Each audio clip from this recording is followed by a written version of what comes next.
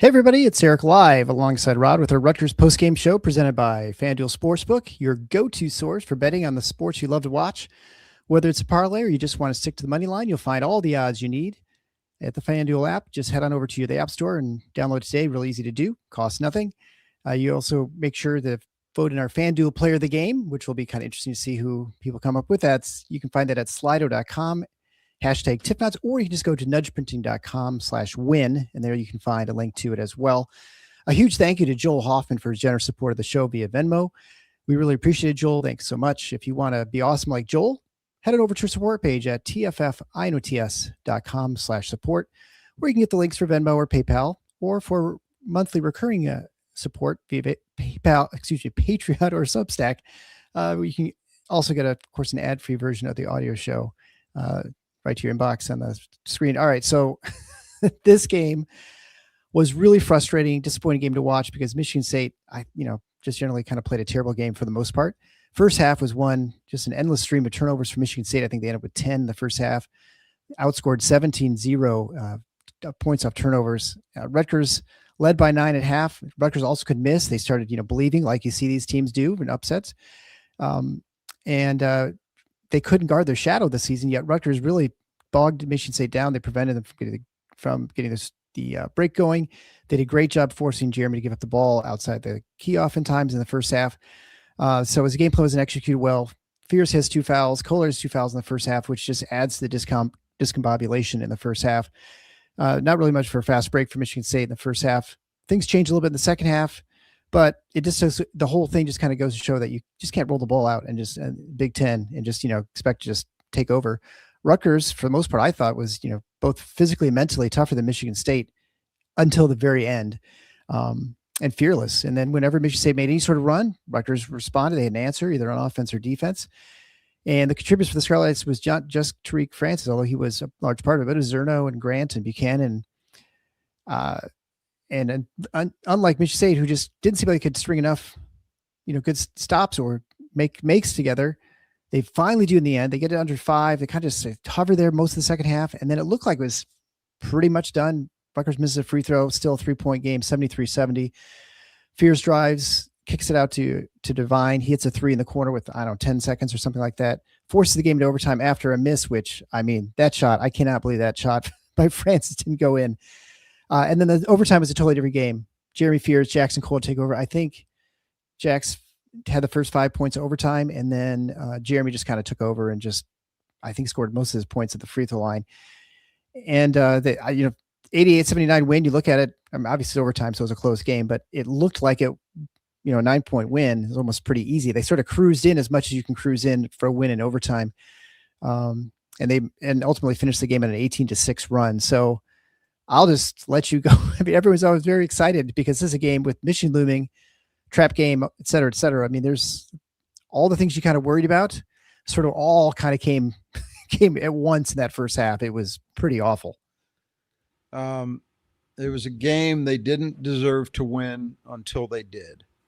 That's how I think about it. I think that sums it up well. Seriously, because you're right. Rutgers was tougher.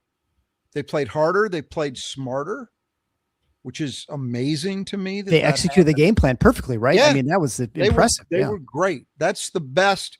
I can't imagine that Rutgers team playing better, both ends, than they did in that game. Defensively, that looked like, at least in terms of defense, not rebounding, that looked like old school Steve Peichel Rutgers. Yeah. That looked like a massively better team defensively than we've been seeing this year. And offensively, massively better. Look, when you have an upset of the magnitude of what this one would have been, usually it takes 2 things. And we've talked about this in other contexts before. Right. It takes the favored team playing well below their normal level and the underdog playing well above. That is exactly what we got. Exactly. Yeah. Michigan State was just not good. You mentioned the first half turnovers were atrocious, and most of those were steals. It was Rutgers taking the ball away from them. Give Rutgers credit. They had active hands in a way I haven't seen this year when I've watched them. They handled say the I Iowa thought game, they handled pick and roll coverage exceptionally well. They were tough to. I mean, Michigan State, who's been on an absolute tear this over the last 6 games, shooting from 2. They weren't bad today, but they were 57%. But Rutgers made a lot of that happen because they challenged everything. They made everything hard. And MSU just was not up to it. And MSU defensively, now this is the thing. You could say the part where Rutgers plays vastly better than they're supposed to was true on both ends, but offense, some of the shot making. I mean, look, Tariq Francis, hell of a player, but he's not a great 3-point shooter, right? He's 32% for the year. He was 3 for 8 in this game. He was 2 for 4 at halftime. Zerno, who has shot decently, but not any kind of serious volume. He was 4 for 8 from 3. Buchanan was just throwing stuff in that, I'm sorry, give the kid credit. He made shots, but to suffice it to say, Rutgers hit shots that you would be comfortable giving them in any objective context. That's just how it is. That said, Michigan State also contributed to their struggles by the way they defended. That was the poorest defensive game we've seen in,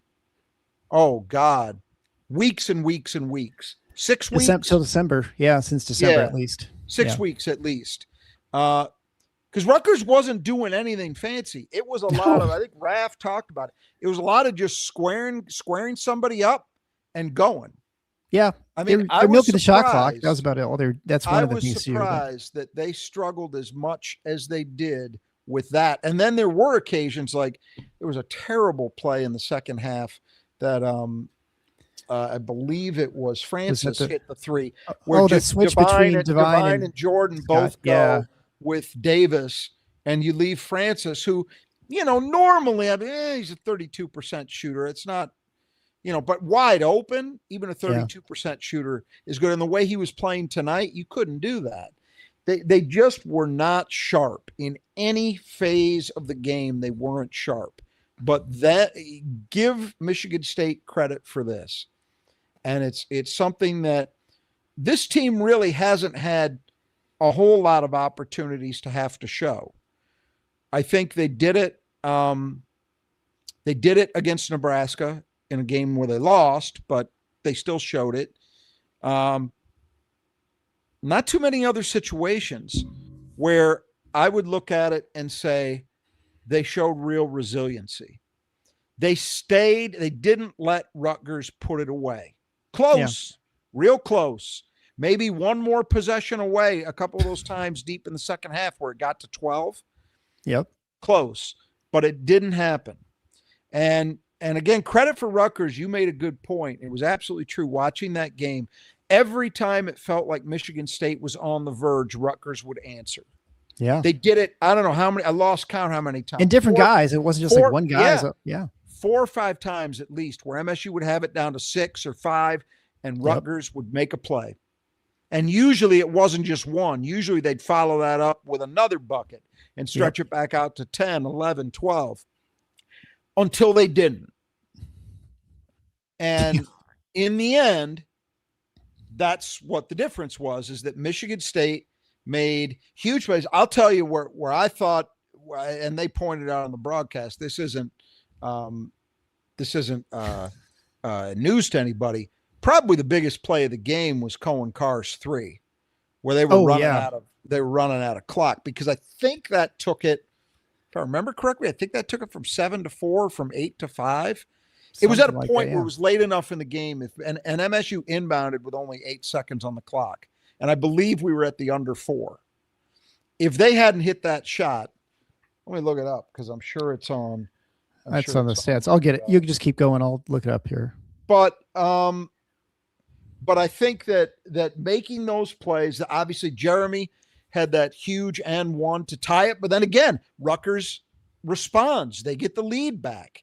Yeah. And you think, boy, I just don't, how many of those responses, those body blows, can MSU take to hang in there? And then if Carr's was the most important shot, the shot that everybody's going to remember, of course, is Divine's from the corner. He's got his MSU moment now, 21 games into his career. 2 games against, the bottom well, of the that's true, right? Because the way he carried him against Penn State. Yeah.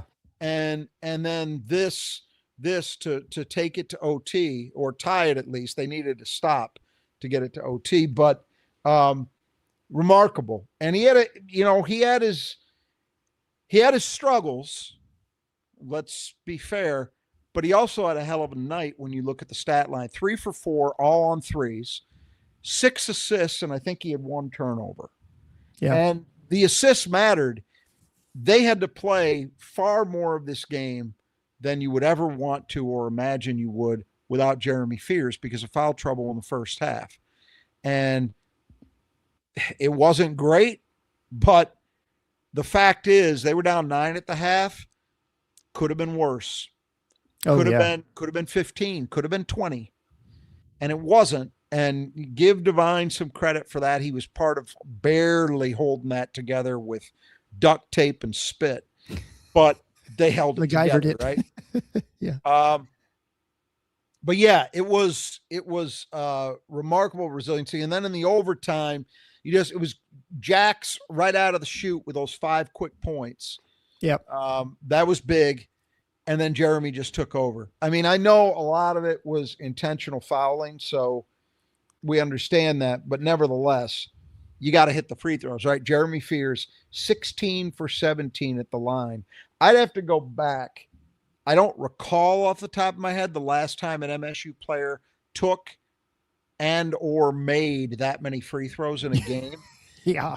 You probably got to go back a little while because it's got to be somebody who put up a huge scoring night. We know Michigan State doesn't always, it's not a program that you're typically going to have a Big Ten scoring leader because of the way they play and the talent that they have. There's too many guys and they play too balanced of a game, sharing the ball, all of that. So it wouldn't surprise me if you'd have to go back to, I don't know, maybe Cassius might have had a night like that somewhere along the line. We'd have to see. Yeah. But anyway, or something, yeah. Remarkable. And 6 for 12 from the floor. Hit some huge shots down the stretch. Yeah. Made some huge plays. That's what an All-American, an All-Big Ten player, and even a Player of the Year candidate looks like. Yeah. That's what it looks like. It was not his best night, but man, 29 and 9 and 4 rebounds. Whew. That's doing some work. And in overtime, he was just a rock. They weren't going to, that guy was not going to miss free throws when it mattered. I thought the one thing that you could say about this game, I mean, we might have touched on this a while back. The one thing we haven't seen Michigan State is play a tight game. They played a close game, obviously Nebraska and Duke too. The 2 losses. losses. And Arkansas was a competitive game down. It was competitive, but it wasn't like a 1 possession game. It wasn't like tonight, like, where you have, and even Duke, you would say literally wasn't 1 possession either. Nebraska obviously was, although it was just such a low scoring, weird game. It just kind of felt different. But the one thing that Michigan State, I was impressed, and I remember telling my wife, even though they were losing, and I was certain they were going to lose at that point, but they had an element of poise about them, even when they're down, 3-5 points with like 2 minutes to go.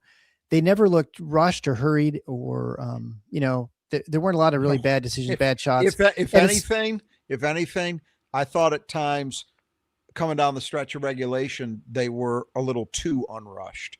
I will admit, to not being happy with what I perceive to be not the requisite sense of urgency, given what the margin was. Well, yeah. It wasn't like for a lot of those possessions under 4 minutes. It wasn't like they were 1 possession down. They were 2 or even 3 possessions down. They needed to score. And you're right. They took their time, and hats off. It got the job done. I'm just saying, watching it as a fan, I wasn't thrilled. I had way less poise in the team. There's no question about that. 100%. There's no doubt about that. Right there with you. But I think what it really shows is that this team is, that's definitely a reflection of Jeremy Fears. There's no question about that. He's a leader, and he has a calmness about him. I was just the way that Rutgers kept responding. it just never felt like Michigan State was going to get over the edge because I'm Right. like, this is a team. Yeah. Michigan State's not playing badly. They're not playing great, certainly at the end, but they're just not, Rutgers is just playing well enough. And I was just trying to say, Iowa played the Iowa Rutgers game in Iowa City. It looked a lot like this, where Rutgers did not look as bad as they are on paper. And so I don't know if this is just one of those young freshmen, high volatility, bad and really, really bad team, and this was one of theirs where they're actually okay. And, they're about as well as they could play. And anyway, it was an impressive finish by Michigan State to escape there. And I mean, I don't know that 3 losses or 2 losses in the Big Ten, is enough. Like if you don't figure you're not going to lose another one in the last 10, this is one you just can't lose if you really want a Big Ten championship. Well, I think the big, I agree with you on that. And here's why. If you look at the top 5, which has separated itself, what are the worst losses? Michigan's at home to Wisconsin is probably the worst loss. Well, Right. Wisconsin's tied for 6th. The other one that comes to mind is Purdue losing at UCLA, who's tied with Wisconsin for 6th. That's a road game. Yeah. Other than that, all the losses that top 5 have taken to date have come against other top 5 opponents. Michigan got Nebraska tonight, which I'm sure a lot of people watched the tail end of. That's Nebraska without, I believe, their top and 3rd leading scorer. Yeah, because what happened to Mass? I just heard he went out. Illness, I think. Oh, he didn't play the entire game? No, wow. He did not play. That's the thing. Not necessarily one to be thrilled about if you're Michigan, given how far down Nebraska was, but they got the win. Yep. Illinois' only loss at home against Nebraska. Michigan State's only loss at Nebraska. Purdue's other loss was to Illinois. Yeah, they're losing now as we speak. You can't. Who's losing? Purdue is down Purdue 4 to Indiana. You're right. Yeah. Ooh, they're down rivalry 4. game. Anyway, if Purdue loses this one, might be the death knell for a regular season title. Probably, yeah. Because they've still got more coming. Yeah. But that's the importance of it. I don't think if you're Michigan State, you know what you've got. You got Michigan home and away. You got Illinois at home. You've got to go to Mackey. Yeah. Minimum. Then remember, and you got to go to Indiana. Mm-hmm. You got to go to Cole. And those teams are not great.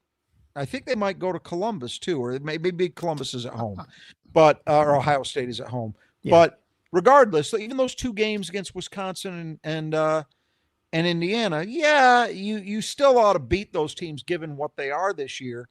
But that's not a cakewalk. You're not looking at those games the way you were looking at tonight, for example. Right. So, you could, if you want to win a Big Ten regular season title this year, it's hard to get away with a loss like this. I wouldn't say impossible, because you have opportunities to right the wrong. You win at Mackey and it erases this, right? If you lost this one, but you don't love your odds. That's for sure. No. Yeah. And the way the Big Ten looks this year, I think the top 5 are just clear cut better than everybody else. I mean, Wisconsin and UCLA are solid teams. They're definite NCAA tournament teams, but they're not. In watching Wisconsin lose the other day to USC, I think it was. Yeah. That's who Wisconsin is. They really, really, really struggle defensively.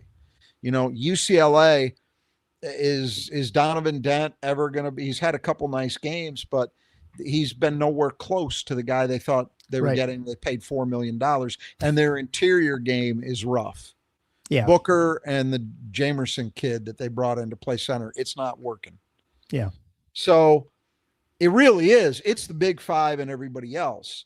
Now, there's a lot of those games where those Big 5 teams are going to play each other, but again, you lose a game like this one, you are really, really going to put yourself in a bind. I mean, I just think it's that clear. So I would agree with that. I think it would have put Michigan State in a position they don't want to be in if they want to defend their regular season championship. Yeah, just for sure. Can't have it. And bottom line is they didn't. I want to say one other thing about this, and this is not an excuse. It's just it's a statement of reality, which sort of cuts against everything we've just been talking about, but I'm going to say it anyway because it's true. In this league, when you go on the road, there are nights like this. There just are. And we talked about it, I think, in the Oregon. Yeah. Right. Yeah. Playing a bad team, but it's in their building. They're doing some things you probably didn't expect them to do, because sometimes, especially when a bad team is at home, they will do some things you didn't see coming. And it's just the reality. I mean, I can remember games, all the great eras, the Cleves era. I can remember games that were absolute struggles against bad teams on the road. But usually what the great teams Michigan State has have done is most of the time they figure out a way to get it done. You don't get style points. It doesn't look pretty, all of that, but you win the game. And that is, in fact, what this team did. And it did it, I would say, the leaders, those four guys, all made big plays when it mattered. Fears, obviously. Jackson Kohler at the start of overtime, those first 5 points, man, that's huge.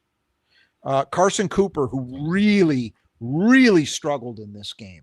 Both, I mean, other than rebounding, where he was fantastic, it was a night to forget in a lot of ways for Carson. But you know what? He made some plays down the stretch in that comeback. Cohen Carr made plays. Both those guys were all over the glass. Yeah. So I got to give it to them. Obviously, we mentioned Divine. It's a funny thing. Like, this is the way I would put it. Everybody in that lineup contributed to them being down the way they were. Everybody. Everybody made bad plays. Everybody made bad decisions. Everybody blew defensive coverages. Everybody got out hustled, out toughed. All true. But I would say just about everybody made contributions to that win too in the end. Because you look at somebody like Jordan Scott, who did not have a great game overall. Nope. He had 4 offensive rebounds. Some huge ones. Big one. That big one at the end too. Yes, in OT. Kind of ice the game. Yeah. Some huge ones. That's what you need. Divine, we talked about that 3, obviously massive. It was just enough from just enough guys to get it done. And now they go into Friday in a 4-way tie, likely. I guess Illinois got a game to play first, but likely in a 4-way tie for first. Yeah, we've begun our half week of hate week. Is starting now, I guess. So just a quick reminder, of course, head on over to vote for player of the game. Curious what your thoughts are, folks. Well, let's kind of go down the stat line real quick. We'll start with Kohler, of course. 12 points, 4 of 10 from the field, 1 for 6 from 3. He has just really not gotten that shot dialed back in since his West Coast trip. Yeah. Perfect the line at 3 for 3. He kind of realized what he was in the overtime and just decided to do it inside and went quick with that. That one moved at the and one, and that iced the game. That was made a 2-possession game, and they never looked back. 4 rebounds, so a very low rebounding game for him. Although he had the 2 fouls in the first half, didn't play as much, despite playing 29 minutes. A lot of that was in overtime too. 3 turnovers, which everybody had rough turnover night tonight. So wow, but the bigs in particular. Look, he had 3, Coop had 4, Ward had 3. That's 10 turnovers between those 3 guys. You can't have that. The bigs, everybody had their moments, but the bigs were in particular not strong at all with the basketball. Rutgers was handsy. They were active. Give them credit. But you've got to be stronger with the basketball than that. And it wasn't a game where, that we've seen in the past where, the doubling got to Jax and no. This was just a lot of stuff like out on the perimeter. They were soft. Mm-hmm. And Rutgers got strips. Yep. Sometimes in the paint, they weren't strong. They just weren't strong enough with the ball. And that's a problem. You can't have that. Yeah. Will Cousins, 1054, mentioned that he thought Payne went 20 for 20 in a tournament game against Harvard, but I'm not sure if you remember that. That's Oh, possible, that I could guess. be. That was a tournament game. Was it Harvard that he had? That's what he I thought said. he Yeah. had a. I thought it was somebody else that he had that huge scoring game against. Could be. I'd be interested if anybody's got that. They want to shoot it to You us. guys, why? We're Shoot it not to going us. to have time to look it up, but it's up there, and it's been a. If that's the case, that's a long time. Then that's like, geez, that's 10 years. No, it's more like 13, 12 or 13 at least. And time passes so much faster than I really appreciate sometimes. All right, so let's go down next player, number 1, Jeremy Fears, 29 points, 6 for 12 from the field, and 27 of those after halftime. 6 for 12 from the field, 1 for 4 from the 3. That 1-3, it was big. 16 for 17 from the line, as you mentioned, 4 rebounds, 1 of them offensive, 9 assists, 3 turnovers, 36 minutes, had 4 fouls, and just managed to just kind of squeak out there. And Paul said it was a 2013-14 senior year pain, but anyway. Okay. Yeah. So that's 12 seasons ago. Yeah. With Jeremy, as you point out, it was first half to forget. A lot of that was because of the foul trouble. And honestly, not smart. No, they were I dumb fouls. I understand what the impulse is. You think a guy's got to run out. You don't want to let him go, but you can't do that in that situation. That really, really hurt Michigan State. Yeah. That he took that foul. And honestly, here's where it really damaged them. Because I don't know this. They might have opted to go with Jeremy on Jamichael Davis anyway, but I don't think so. I think given the way Francis had it going, I think you would have opted for Jeremy, at least in the second half when you needed stops to get back in the game, right? And they couldn't do it because he was in foul trouble. Yeah, they just couldn't afford to. So that was a really tough situation for long stretches of that game for Michigan State, that their best defensive player on the perimeter, at least, couldn't guard the other team's best offensive player in a situation where normally he would, because Francis is a very good player, but he's not tall, he's not big, he's not the kind of guy that can occasionally give Jeremy some trouble, even when he's guarding reasonably well, still score. So that was a struggle, but you can't say enough about the way that Jeremy Fears put his team on his back in the comeback in regulation, and then in overtime. Again, you could say, well, a lot of those free throws he shot in OT were a result of Rutgers having to foul, to lengthen the game. It's true. He still got to hit them. And and he didn't have to, and he managed to not give up the ball. I mean, a lot of times you see situations like that where you force the ball handler, lose it. He just got himself. He just made sure it didn't happen. Yep. And you could see the double teams, the traps coming, and so he just avoids those before they happen. I will tell you, when he near the end of regulation, where he missed that layup and an opportunity for an and one to tie the game, and then missed the first free throw. Yeah, I kind of thought, well, this is just one of those nights. It's just not going to happen tonight. Absolutely, same here, same here. And yet they struggled. They battled. They hung in there. They got just enough help from Rutgers. Rutgers was great. What were they on the night? They were 19 for 23 at the line, but MSU got just enough misses. Yep. Including one that allowed them the situation to tie three. Divine exactly. And I think that was Davis who missed.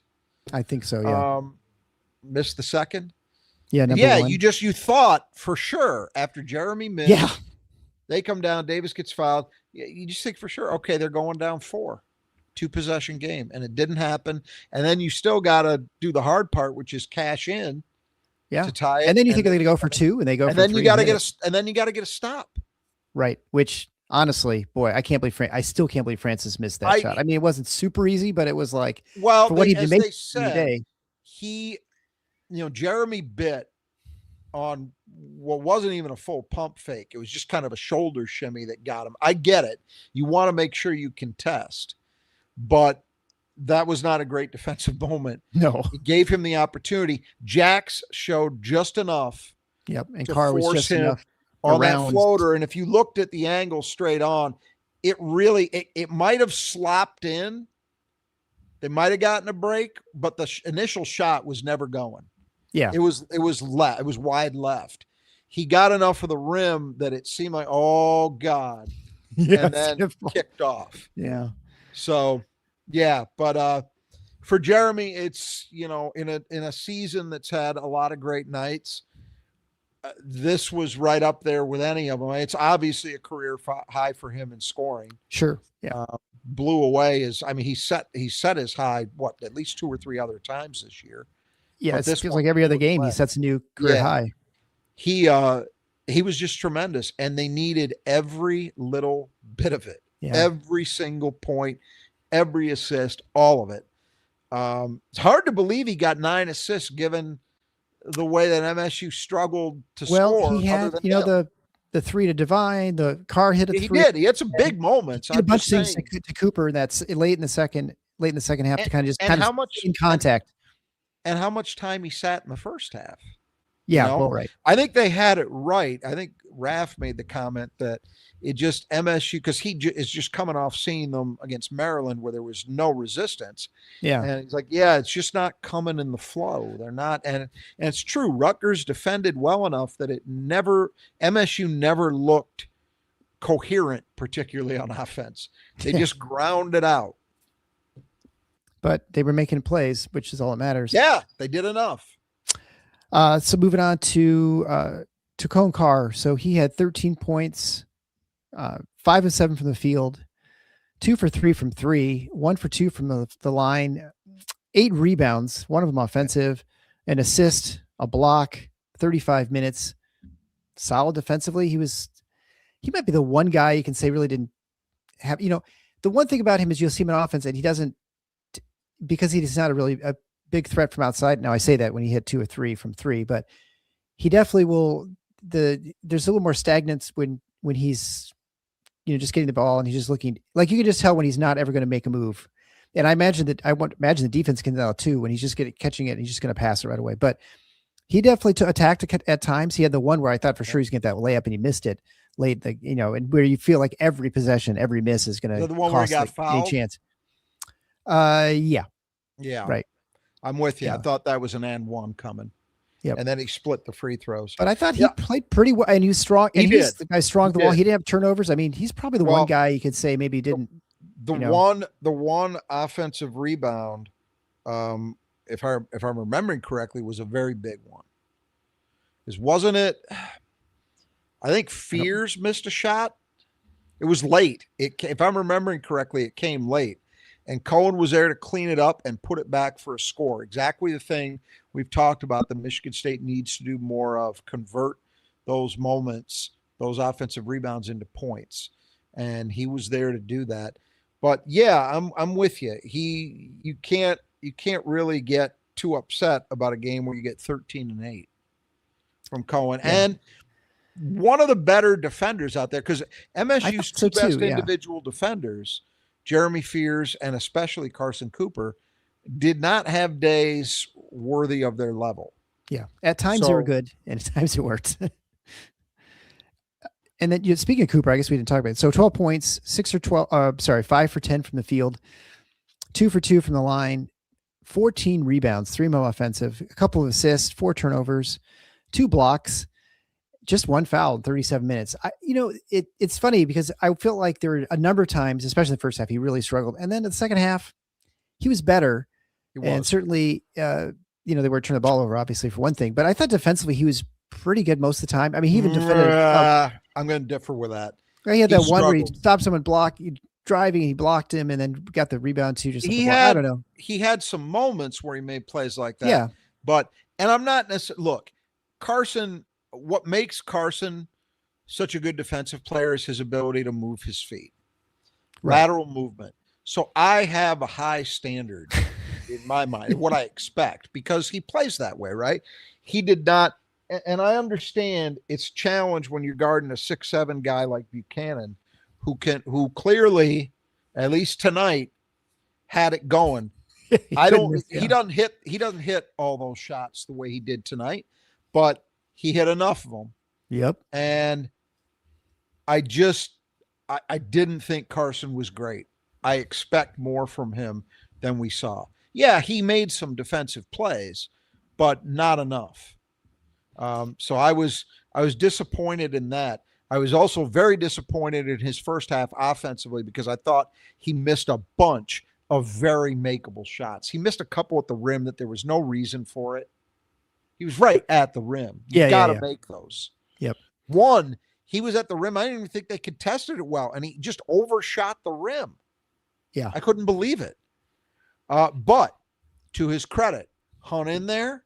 He was a force on the glass all game long. I mean, 14 rebounds is doing a hell of a job. And he made some offensive plays down the stretch. Yep. He made a big kind of running, kind of push shot in the middle of the lane down the stretch, which was big. It's when they every bucket they got late, they were dying for. They had to have it because of how far down they were. And the way Rutgers was operating, which they kept talking about on the broadcast in terms of squeezing the clock. The question all the way along, Benetti kept saying it, and he was right, was, is MSU going to be able to get enough possessions exactly to get into this thing?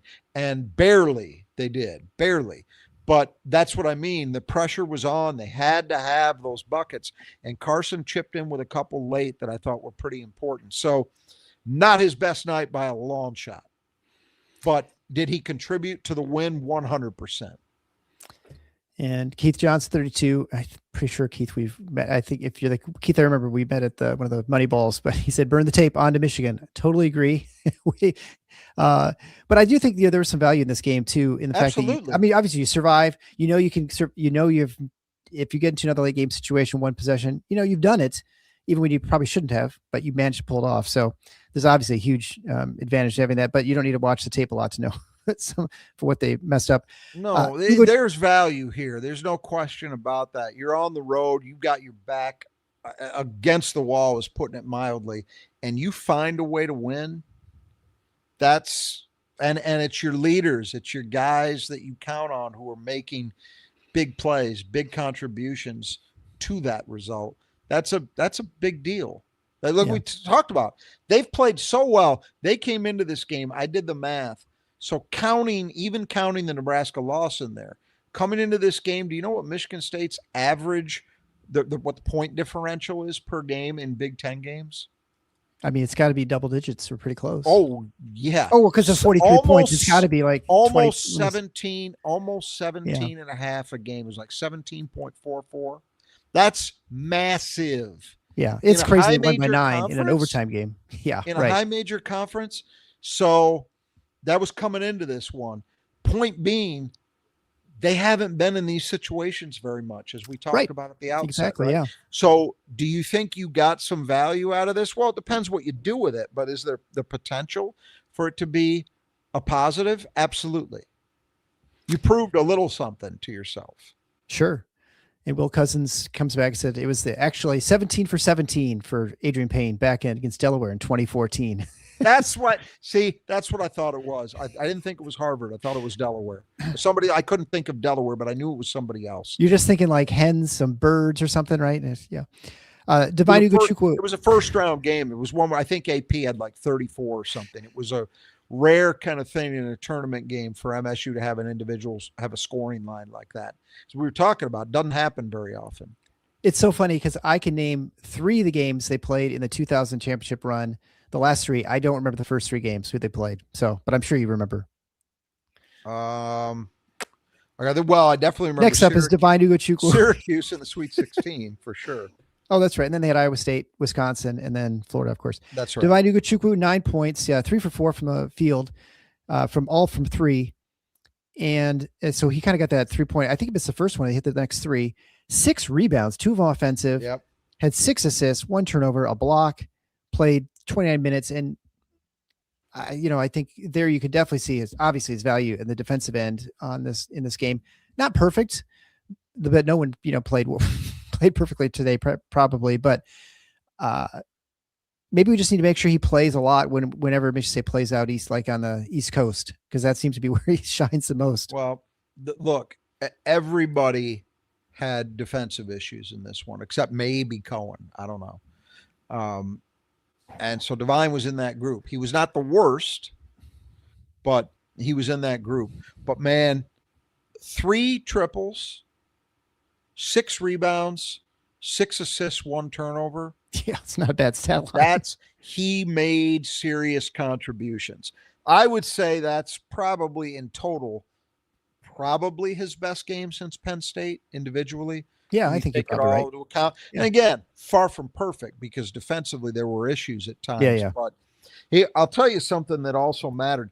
They did something in overtime. I understand it, I guess, but man, was I worried about it. Remember, they got the 2 free throws from Jax right out of the shoot. I think it was the first possession. Oh yeah, I know what you're talking about. And then there was a drought where it was like 2 or 3 possessions they didn't score, and Rutgers couldn't score either. But they, coming out of a timeout, they sat Jeremy because of for foul defensively, trouble. right? Yeah, right. Because of the foul trouble. They get a stop, and Divine was on the floor. Now, he didn't make the pass, I don't think.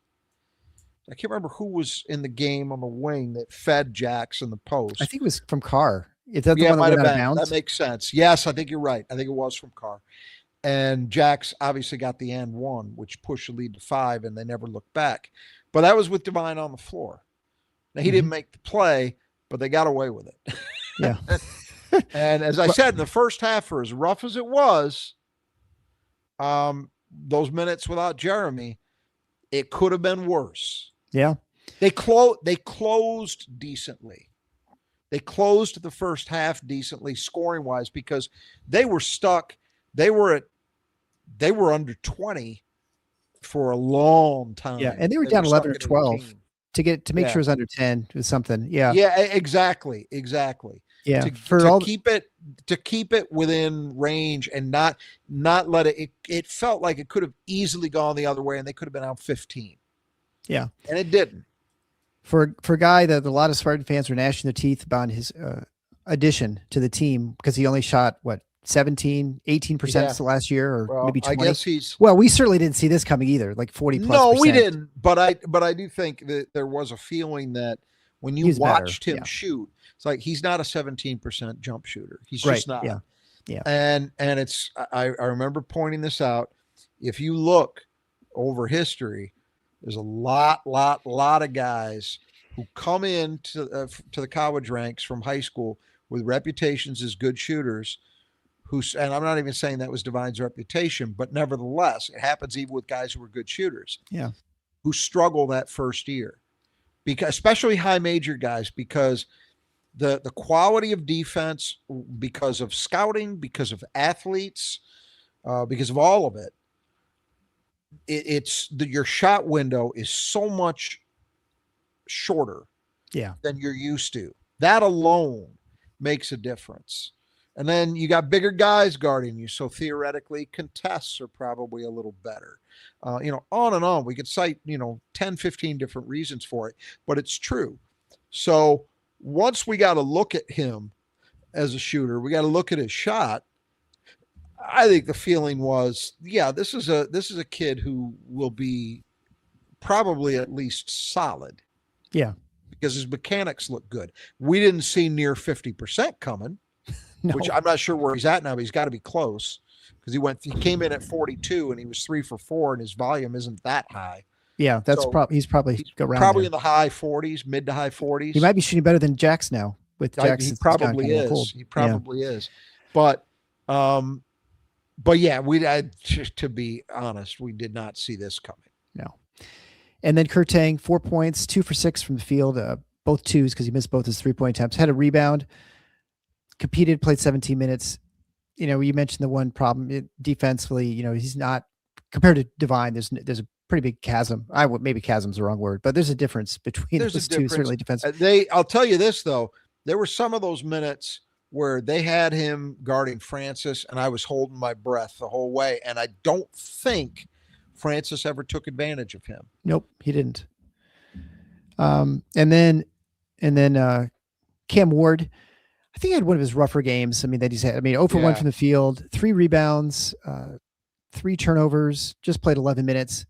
He wasn't good. He looked like a freshman on the road, and maybe a little bit playing probably by, I imagine there's a decent amount of family there. Although it's kind of bad storm, so maybe people didn't make it in, but I wouldn't be surprised if former teammates or someone might have made the game, and maybe there's a little extra pressure there I was too. surprised. I was very surprised by it because, especially with the way Rutgers played, you would just think, yeah, a physical game like that is tailor made for him. And Yeah. he never got in a groove. It was just a struggle. That last turnover he had where they get him the ball, baseline extended, but looking to back him down and get him into the post, and he just lost the dribble.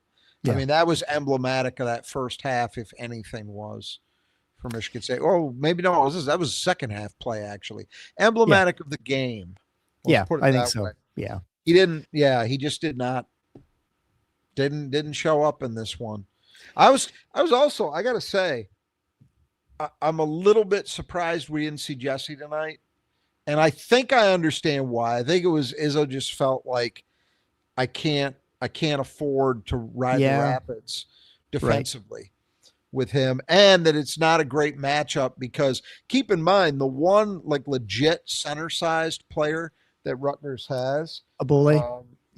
What did he play? He played 9 minutes. He was in foul trouble the whole game, and really never got into the game. Well, but in the second half, though, he only ended the game with 3. Right, he got a foul quick, and then he just was never. They were better lineup without him. Yeah, they found something they liked, and that's why. Yeah, I think Izzo knows. Despite Carson struggling a little bit tonight at times, we know Carson Cooper can guard people like that, smaller players. You got a better chance with him certainly than anybody else. Right. But I just felt Carson, especially in that first half, was struggling so much that maybe there would have been an opportunity here or there, but it didn't happen. And then the other two guys, I guess, Denham did have the one bucket. Yep. But it was a tough 3 minutes. Just play out for him. Fort barely had appearance, 2 minutes, didn't really do much of anything. Had to kind of defensive breakdown. That was about it. Scott, 7 points, 2 for 6 from the field, 1 for 3 from 3. Hit both his free throws, and he has been struggling a little bit at the line. Yeah. And as you mentioned before, all his 4 rebounds were offensive rebounds. Yeah, that was had a steal as well. Certainly not one for the scrapbook in some ways for Jordan. But I'll tell you what I love, even on a night where he's been for a freshman, he's been a good defensive player this year. But he just was not locked in this one. It was a struggle from the get-go for him. And again, he was guarding. They weren't playing a lot of guys that are easy covers for him, bigger perimeter guys. It was 6'1" guys that he was chasing around. We said Francis didn't exploit Curtain. He exploited the hell out of Jordan Scott. That's just a fact. But you know what? Even on a night like that, 4 offensive rebounds. He made winning plays. Big plays, and that's what this guy does. And that steal he got too, where he dove and kind of got a little deflection, dove and got drew the foul. I mean, those are, the game obviously barely make it into overtime. I mean, those all add up and make a difference. So, it was all right. Impressive. So again, another quick reminder, nudgeprinting.com/win. You can enter there for Fanduel player of the game. We'll see who you guys pick. But before that, we have to go to the player to keep the gutter, brought to you by the brothers that just do gutters. Well, I don't know. I mean, last game you said it was mystery, and it was 75% fears, and their 25% is kind of spread amongst a couple other players. So you never know. So let's see what people think. If anybody voted for anybody except number 1, they deserve to have their votes taken away from them. Oh, don't listen to this guy. He doesn't know what he's talking about. So Tariq Francis is the player to keep the gutter, brought to you by the Brothers Just Gutters. If you need gutter work, or you think you might have some problems with your gutters, it's not something you probably think about all the time, but when you do, make sure you contact those guys. They will take care of it, whether it's your business or your home. They can repair things, replace them. They can just clean out the gutters. They can put the leaf guards on, so you can be like me and not have to clean out the gutters anymore. So contact them today. You can find it, of course, at our support page at tffinots.com/support. There you can get the necessary links to get a hold of Greg or Kurt, wherever you are in the state of Michigan, on either the east or the west side. They can get up there and take care of you. You also get 10% off if you mention Final Four when you get your estimate. So do it today, even if you don't have to. They're even out now. So not tonight, but certainly they're during the day, even with the snow and stuff. They're out there. And actually, we got a little bit more. So did you get snow too? Did you get hit by that storm? Today? Was it as bad as you thought it was going to be yesterday? Or not so bad? The big one. We did get hit. It was. I'd say it was like 6 inches, so maybe Okay. slightly less than they thought. Yeah. It was enough for them to get the snowplow out in my neighborhood, which is this is a nice The thing. snowplow. I was thrilled. Not just a snowplow for the streets in our neighborhood. They actually run one on the sidewalks. Oh, that's right. If it's 3 inches or more, which I did not know when we moved here. I found it out. Unfortunately, we've had just enough annoying like 2-inch snow days this winter.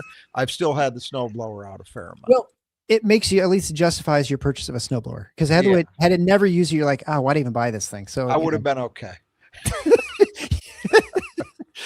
All right. So Michigan State player, we got to mention is Tariq Francis, who ended up fouling out of the game the overtime, but he finished with 23 points, 6 for 17 shooting, 3 for 8 from 3, 8 for 8 from the line, 2 defensive rebounds, an assist, no turnovers, 3 steals, and a block.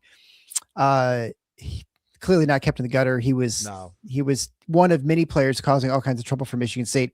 He's the one who missed that shot at the very end, and he definitely was less efficient in the second half than he was the first half. He was just like going crazy, but definitely not kept in the gutter. No, not at all. You can't.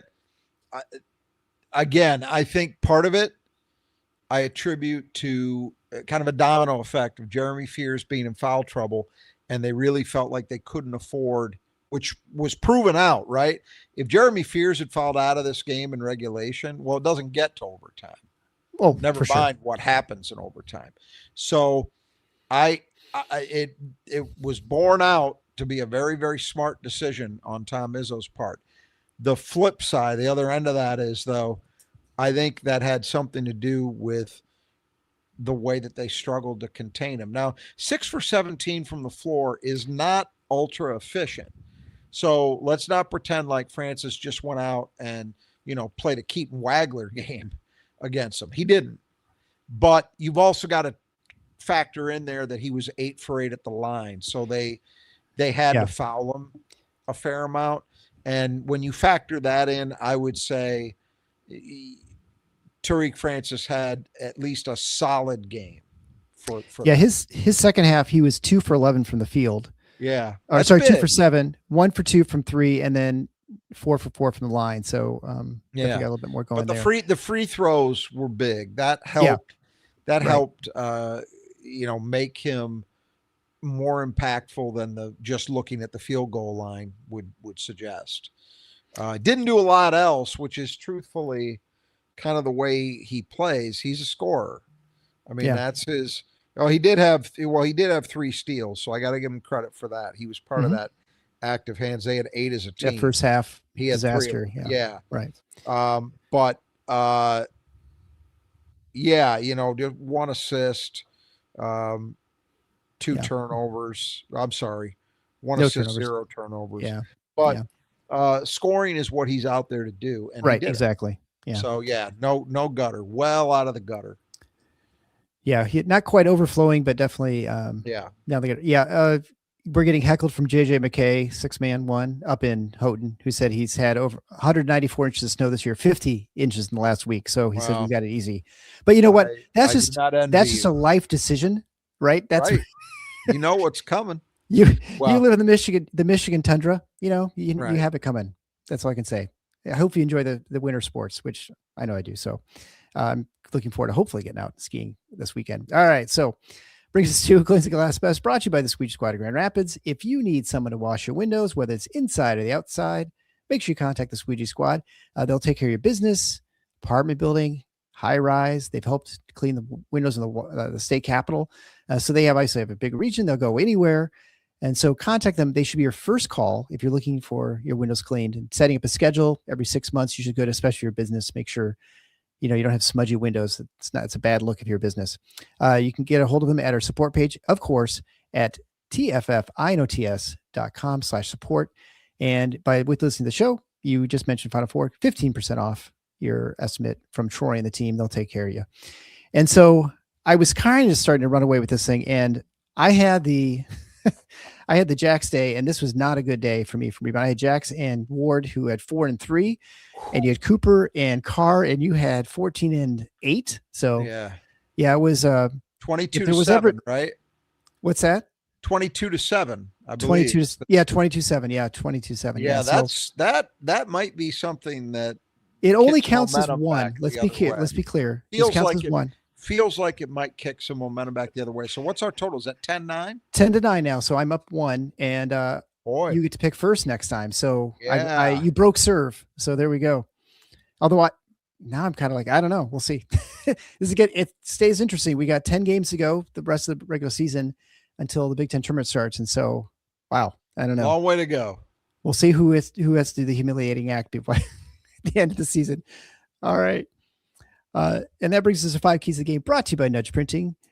Head on over to nudgeprinting.com/win. There you can find our gear, our TFFI and NOTS stuff, Final Fours on the schedule stuff, hoodies and t-shirts, stickers, whatever you might want. It's at that page. You can also get access to all the rest of the Nudge stuff, and it's great stuff. I'm pretty sure there's a Nudge sweatshirt, I think, hoodie. I can't remember now. Most of the stuff I have is Nudge, but so I kind of lose track after a while. But head on over there. You get 20% off your order if you just type in TFFINOTS at the checkout.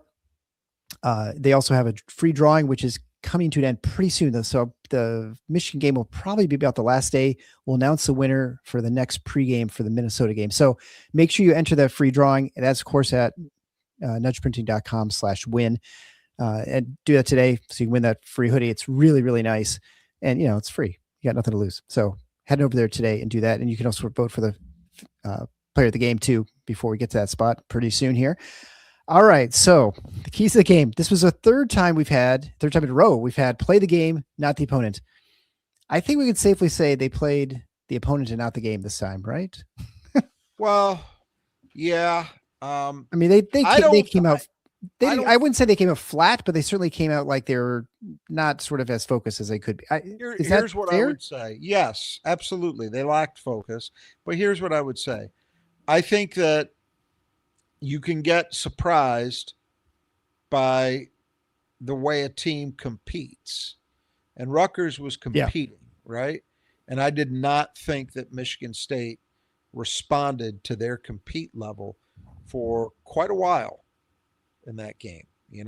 That was just really, really disappointing until they did. Now, you could say, as we're going to get to, some of the ways we measure that, rebounding being one, we're just fine. Yeah.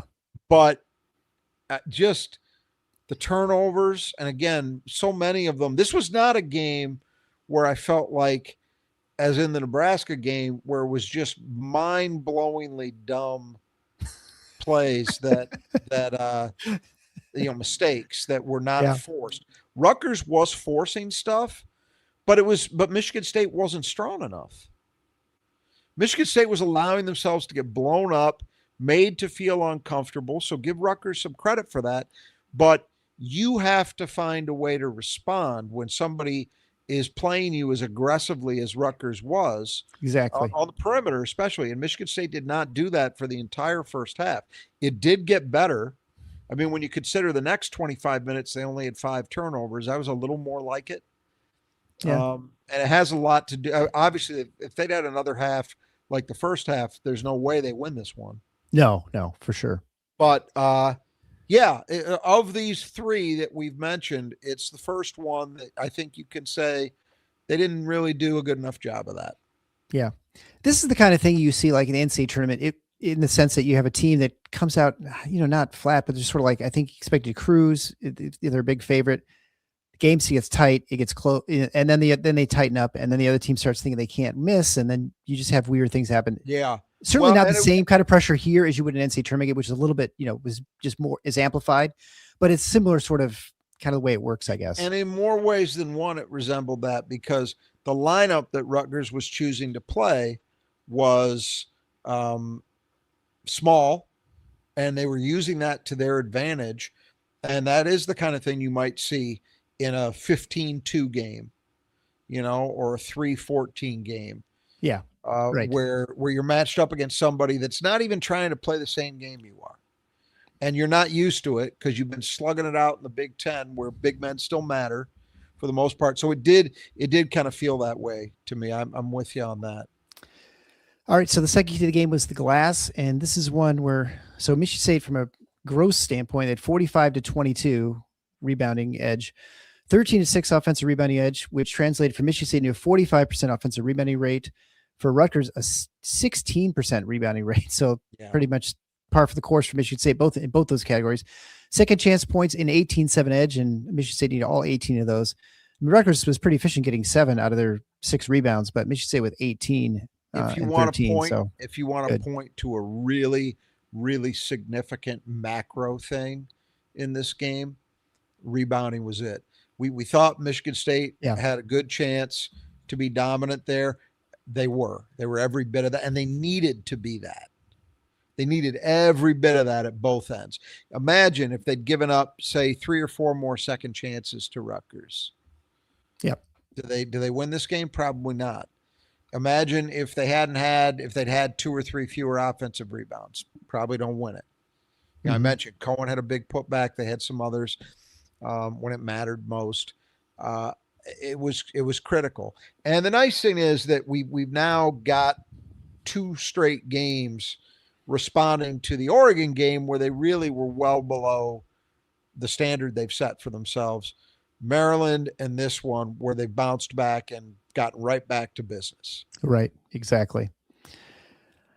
All right. So the third key to the game is inside the arc. And so Michigan State, you had it up there before. They were 20 for 25, right? Wait, 20 for 35. Yeah. So was that about 57%? 57%. So not nearly what they've been doing. They've been averaging over 60%. So it's definitely a tick down. We probably could do a half split because in the second half they were much, much better. But certainly in that first half they weren't. Yes. That's why they're. It was the key to the game. Yeah. It was the key to the comeback and being able to win this is that in the second half they started converting plays inside, especially around the rim. That's where I thought they were really shaky early on. Again, I give Rutgers a little bit of credit for that, the way they competed, especially with the small lineup, the way they contested everything. But some of that was Michigan State just not getting the job done. Yeah, right. There's blame to go on the Michigan State side for that. Not quite the level they've been at lately, but 57% isn't terrible. Yeah. Well, they were 13 for 18 in the second half for 72%. There you go. And that's exactly what we're talking about, right? Yep. That they managed to turn the game around and get it to a spot where they could find a way to win based in large part. I know they hit some big threes too, but based in large part on massively improved efficiency from 2. First half was a disaster. Do you know what the numbers were, the raw numbers in the first half? I can get them to you in a second here. So they were 5 for 15. Yeah, that's awful. Yeah, that's 33%. That's like what they did against Nebraska. The game actually had. Game, yeah. If you think about it, it had Nebraska's a much better opponent, but you look at it.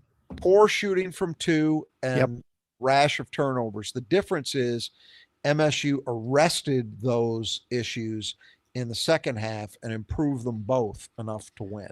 That's the difference.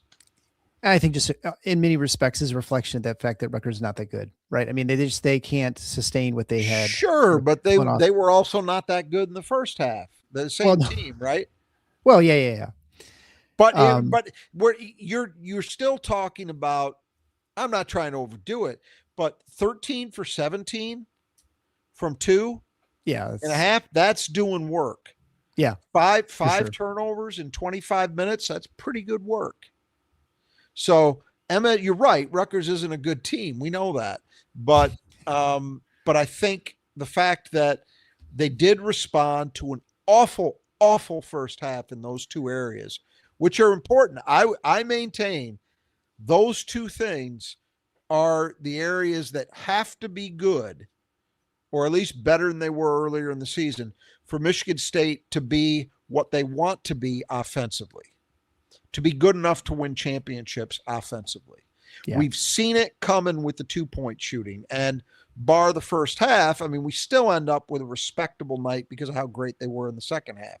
Turnovers, not up to snuff, but those are the 2 things that got to get better. Yeah. Well, and this would have been much more concerning had this been the kind of game we watched. It had been at the Breslin against Rutgers. I'd been much, much more disappointed. On the road, you kind of expect these sorts of things. I mean, it's not an excuse, but it's just, I think it's more likely No, to but it's happen, obviously, on the reality. road. The reality is that we've already seen it, right? They played against Penn State on the road, who's a winless team and Right. in the league, and they won by 4, I think. Really struggled. And Penn State played great. Penn State played a game similar to this one, where Penn State is an awful, they're even worse than Rutgers defensively. They are an awful team defensively. They did not play an awful game defensively against Michigan State. They played very, very well. Rutgers, kind of a similar deal here. Yeah. So the fourth key to the game, turnovers. How'd they do? Yeah. So, excuse me. So 10 turnovers in the first half, as you mentioned, 5 turnovers in the remaining 25 minutes. So suddenly turn around. 15 turnovers, you saw that for playing 45 minutes. It would not be the end of the world, but it was clearly the reason this game was, what it was. I mean, a 17-0 points off turnover edge for Rutgers going to halftime. It ended up being a 19-8 edge. So that means they only scored 2 more points. They actually had an 8-2 edge on Rutgers the rest of the way. So, again, in no way is this a win, but they sort of stopped the bleeding, I guess you could say, put the tourniquet on. They got it to a spot where they could win. Barely. Yeah.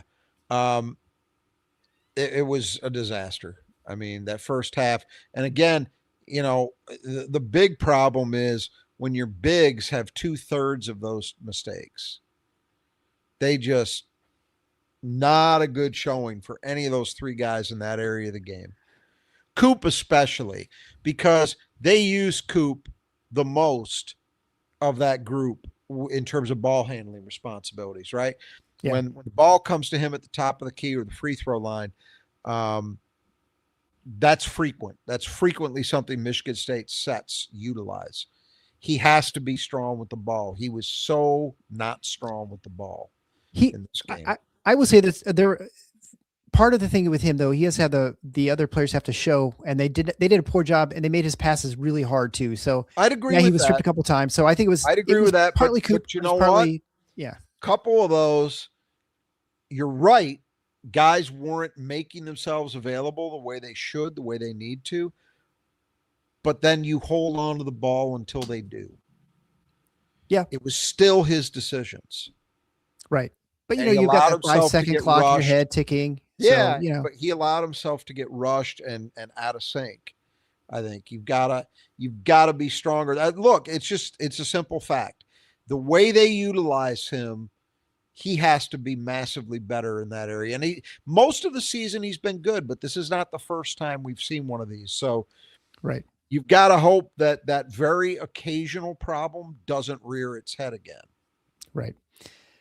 And so the fifth and final key is Francis. Well, we kind of talked about this. They didn't really contain him. I mean, he could have been worse, I guess, at the end. He wasn't. But I will say this. So he had, what did we say? He had 9 points in the second half. Is that right?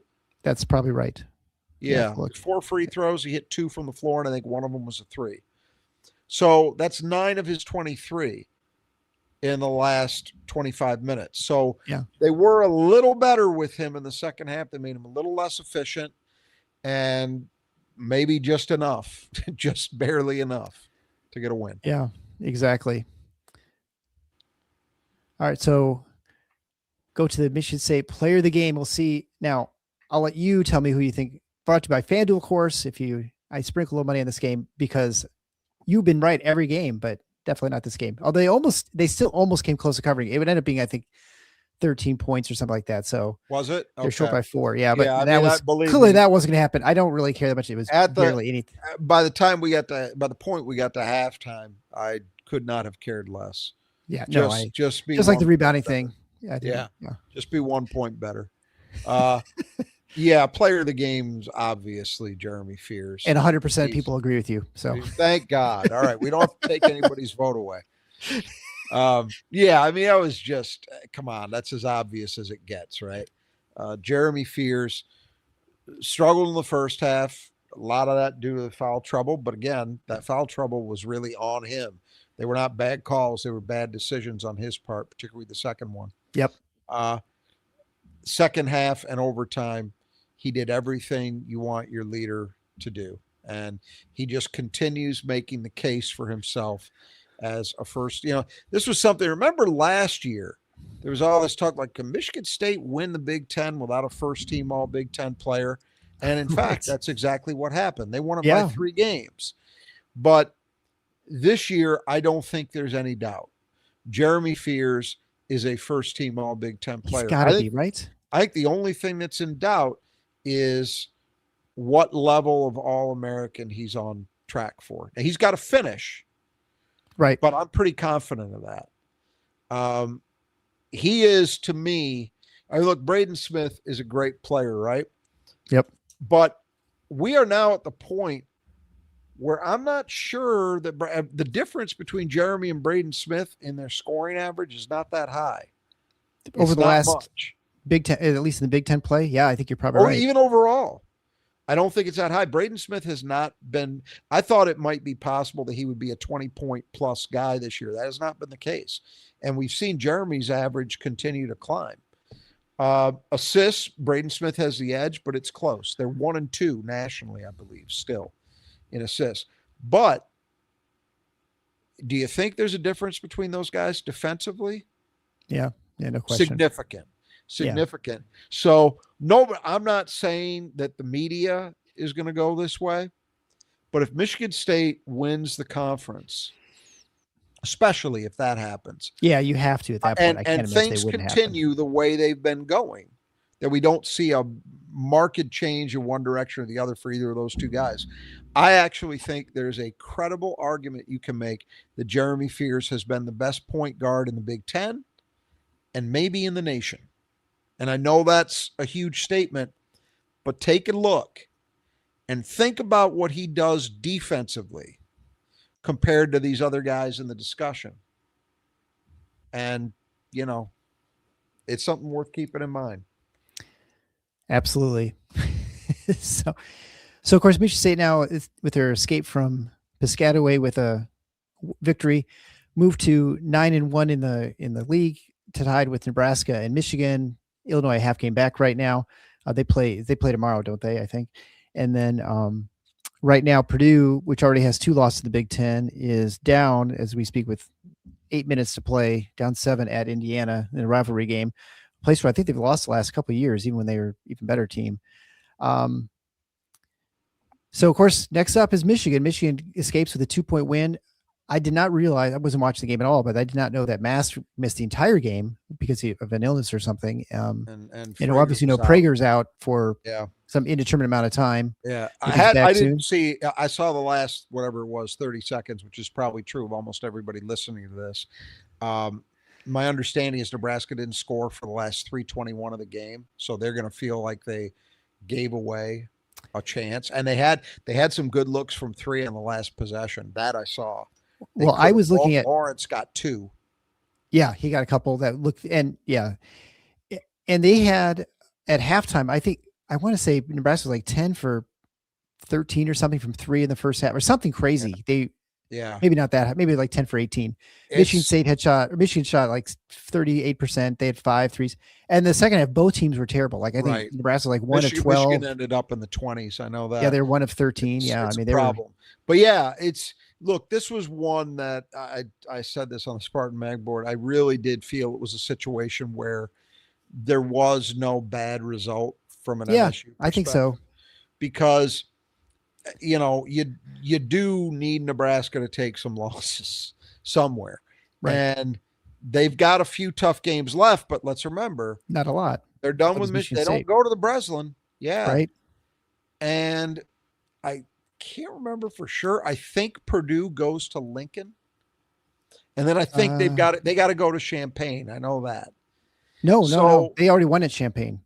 I'm sorry. They got to play them in Lincoln. That's right. They have to play. Right. They're at Iowa City. So there's that, I guess. There's a few, but it's, it's not like you're looking at an 8-game stretch where you're like, oh my God. And especially again, because while it's certainly not impossible for that Big Ten middle class, to rise up. We've seen it a couple times, but I'm not as confident in that as I normally would. There's just a big gap, right? Like most years, there's not this big a gap between the the middle of the pack. It seems like it's a pretty clear separation. Now we say that maybe you just don't even include Purdue in there because now they're just really having trouble kind of everywhere. Maybe, but I do think that's a true statement, more so than in most years. I mean, we're a lot of teams at the top too, which is the other weird thing. Yes, there are like 4 teams that are so good. It's not just 2 that have separated. Yeah, exactly. Absolutely.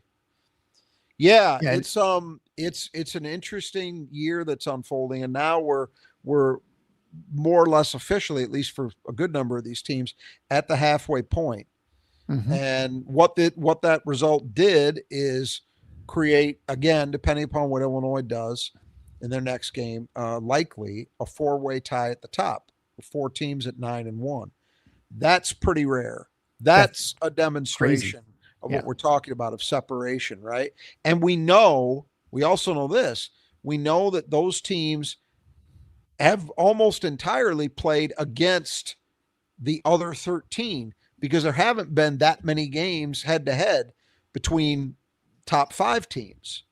We've just had a few. We're going to have more than we've had to date as we go into the second half. So, it's good for Michigan State in that way. Would have been great if Michigan had lost. But I will say this. I think the fact that both teams feel like they escaped is not bad for MSU. If Michigan was coming off a loss, you don't know. Desperation there or something, right? But I'm okay with the way this has all unfolded. Given that you'd like Michigan to lose every game they play, but all in all, not a terrible result. That's kind of how I felt. The other thing is, can Michigan really feel great? I mean, the same way Michigan State does not feel great about winning this game, I don't think Michigan can feel great about having to do what they did to beat a Nebraska team down 1/3 of effectively their playing group. Because they normally play 6 guys, and they were serious minutes at least, and they were down 2 of those guys. So to have to struggle at home against that, you'd have a hard time convincing me that Michigan's feeling great about themselves. The days of the 40-point blowouts are in the rearview mirror. We're back to reality here. Right. Exactly. I'm gonna have a lot to say on the next. Are you really? Get ready. We're gonna we're gonna talk about Michigan next game. Oh yeah, okay. It's interesting. I knew a number of guys I was talking to today. They were going to Ann Arbor to make the game, which is, I wonder if that place was. Do you think that place is sold out tonight? I mean, it was a Tuesday night game. That's a really good question. My historical experience of the University of Michigan would tell me it was not. Yeah, that'd be my guess as well. But, I mean, the Fab Five didn't sell out, but that was a number of years ago, so maybe things have changed. No, they haven't. Too much. They haven't. They haven't. Yeah, they are what they are. This is not a real basketball school. I mean, it's better than some, but it's not Michigan State. It's not Indiana. It's not Purdue. It's not Illinois. It's not those places. Well, and as much as I wish they didn't beat Nebraska, the fact, again, like you said, Nebraska had to take some losses, and I would much rather have Michigan State tear their heart out than Nebraska. Right. Here we go. Right. I mean, if you had to pick place, right? It's just going to make it so much more anxiety-inducing at the Breslin Center. But that's why these are the fun ones. These are the ones where everybody, and it's a night game. It's 8 p.m. on a Friday. You think the Izzone is going to be live? I do. I'm expecting. Well, look, let's save it for the preview. Yes, what I'm expecting. All I can say is I think my guess. I think the high that day is going to be 12. And it's the low's gonna be -8, so it's probably gonna be about -3. I know one good way to stay warm. Yeah, that for the guy who doesn't have to walk to and from his car after the game. But yes, well, I'm talking about the bulk of the crowd, not you. Yes, right. I know. Yeah, well, maybe some people might imbibe a little bit too, which I got to drive back. About. Yeah, I know. I did instantly, which is totally unrelated. I did finish off my eggnog today, so which is. You're kind of like the handful, the 2 or 3 people in the neighborhood that still have their Christmas lights up. Well, it was kind of a weird story that we had. The eggnog was sitting at Was our it still cottage, good? Isn't that like milk? Doesn't that spoil? I am above all else a cheapskate. Wow. God, so I was like, I can't let it go to waste. And it was, so I bought some at Costco. We took it up to our cottage. We're going to go back for Christmas. Plans changed, granddaughter born, whatever. So we ended up just staying down in Grand Rapids. And so it was unopened, but I bought that probably before Thanksgiving. Okay. And I just opened it and drank it quickly, like over the span of like 4. I do love eggnog, just every once a year. Huh. So anyway, and I'm still alive. So we'll count that as a victory. For now. Yeah, that's right. There's still time. I have once had food poisoning when I was on a trip to Yellowstone. It was a terrible experience. We actually had to leave a day early because we were poor medical students, and I was making all the sandwiches for us because there's nothing to eat there. This is like in June, 1998 or something like that. And I was just thoroughly wiping off the fork or the knife that I was using for the mayonnaise. And I just probably wasn't cleaning as well as I, like actually with soap. And so then I got near the last day, I had really violent vomiting in the tent. It was an ugly scene. That's when your wife's gonna stick with you, when she cleans up the tent while you're outside throwing up for 3 hours. So that's how I knew the marriage would last. All right. Well, I think we'll leave it there. We'll be back tomorrow. I think tomorrow probably with our Michigan preview. Make sure you join in. Head on over to Nudge Printing at nudgeprinting.com/win for the free drawing. Go to Fanduel, download their app. Go to Brothers Just Your Gutters and the Squeak Squad of Grand Rapids if you need anything done. So until next time, the Final Four is on the schedule. Go green.